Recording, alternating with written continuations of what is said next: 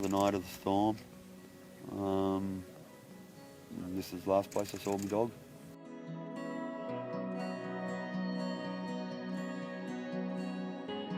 He's everything I've got left. He was there for me when the wife passed away, so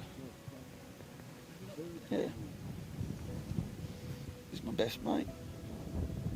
Literally best mate. It's my motivation. Gets me out of bed of a morning on down days.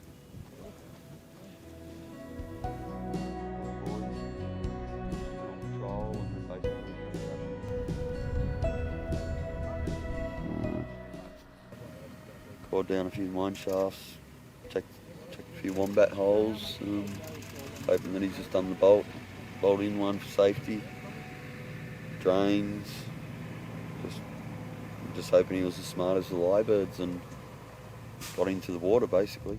You know, I'm just hoping that he was faster than Armageddon. So,